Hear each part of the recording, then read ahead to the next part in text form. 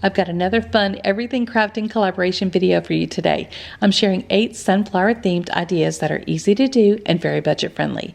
I'm joining my crafting bestie, Katie with Lady Red Crafting, and our guest host this month is Lacey with Lacey Space, and I'll have them linked below as well as the playlist. Let's get started. Hey friends, I'm Lisa, your go-to gal for all things watercolor painting and DIY crafting, and this is Our Gray House. I love seeing behind the scenes stuff, so if you want to peek at mine, here it is. I have just a composition notebook that I sketched out my ideas on, and there are several projects that I didn't get to, but I like to give myself an idea where I'm going with my DIYs. Marvin found some wood that someone was throwing out, and now I'm repurposing it into a book stack.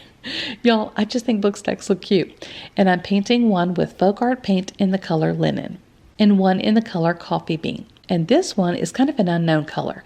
I had several bottles of yellow paint that I didn't have much in it, so I just poured them together and shook it really good, and that's the color this is.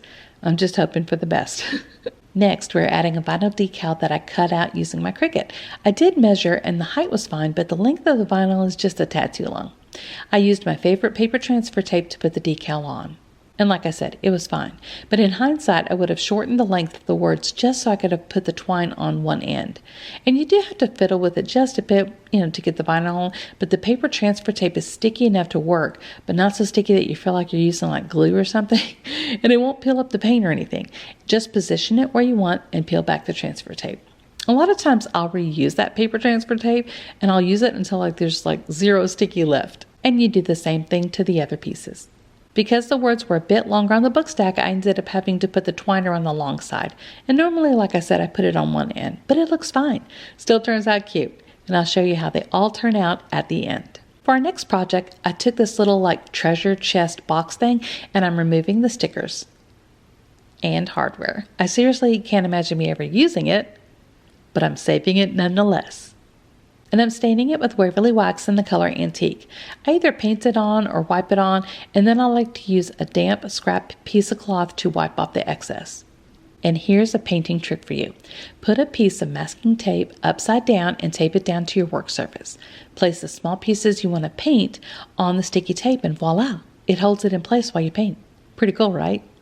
I'm using goldenrod and coffee bean for this part, and we're going to paint the large circles with the goldenrod color.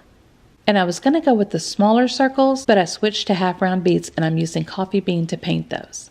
Then we just hot glue those together, and those are going to be the wheels. Now looking back, I could have glued a sunflower on there, but that might have been cute too. And then we need to attach them to the wagon, and this is all stuff that you can get at Dollar Tree. Well, except maybe the half beads, but then you could just use the smaller circles, or heck, even just cardboard. For the wagon pull, I just used a square dowel from my stash, and I hot glued that on. And I decided to give it a coat of black paint, and I touched up any areas on the wheels that needed it. Oh wait, well, for the half round beads, I guess I didn't use coffee bean, I used black. I cut down some messy styrofoam for the inside of the cart. And then I added greenery and some sunflowers that I got from Dollar Tree to the little wagon. I'm making 2 little signs. I'm going to paint some watercolor sunflowers and put them on the signs. I got these wood pieces from the Dollar Tree, and I removed the little pieces of twine and, of course, the stickers on the back. And the next part is just cutting down the paper to size. I'm using Grumbacher 100% cotton, 140 pound, 300 GSM paper. And I'm taping this down to a little board. It's actually a clipboard from Dollar Tree that I just cut down to a square size. And that's another hot tip for y'all. They sell almost the exact same thing for a lot more in the art supply stores. And you can actually get a large board for this, like this, for around $11 at Lowe's, and you can make a bunch of little boards in various sizes. And watercolor painting can be budget friendly if you just get creative with your supplies.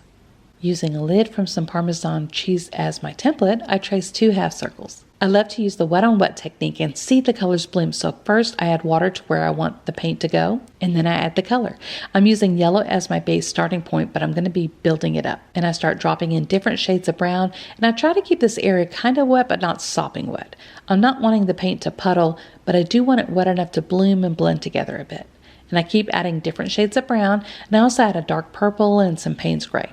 The different colors add depth and dimension, and this is going to be the center of the sunflower. And to add the petals, you take some yellow and make petal shapes. And you can make it more interesting by adding different shades of yellow, and also if you layer, let it bloom. Have fun with it. I enjoy mixed media, which is just a different way of saying I'm not just using watercolors to create. So here I'm adding some color pencil, and again, it's to add another layer to the petals. And y'all, I need to practice lettering. I feel like it doesn't come naturally to me. And once I added the lettering to this piece, I just really didn't like it. This is one of the problems with watercolor, though. You can't really easily fix a mistake like this. It says, si te hace feliz, aumenta las dosis. Which means, if it makes you happy, increase the dose. So I will just focus on increasing my watercolor time because that makes me happy, even if my lettering doesn't.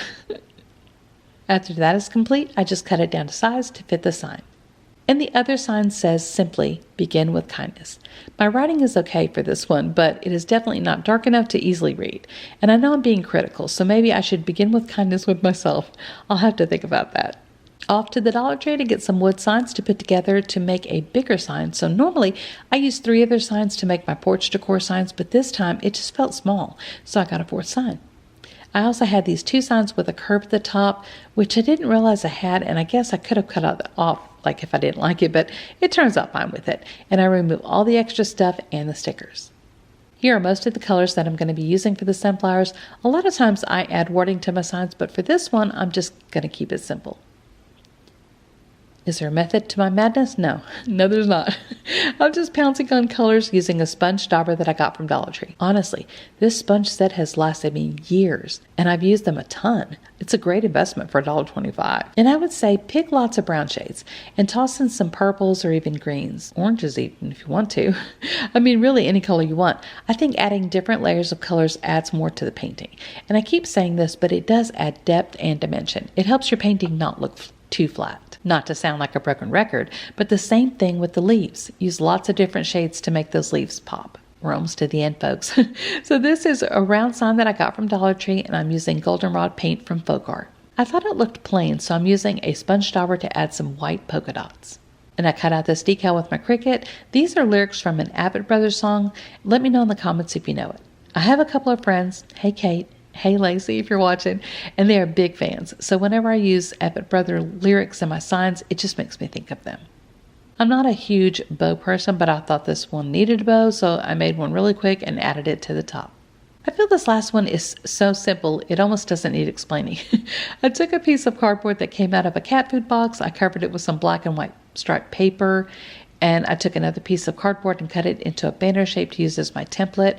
I traced and cut out the shapes and then hot glued on a sunflower. I added those pieces to the twine, and that's it. You've got garland. Here's how everything turned out. I love crafting and I love sharing what I make with y'all, and I'm so grateful that you're here.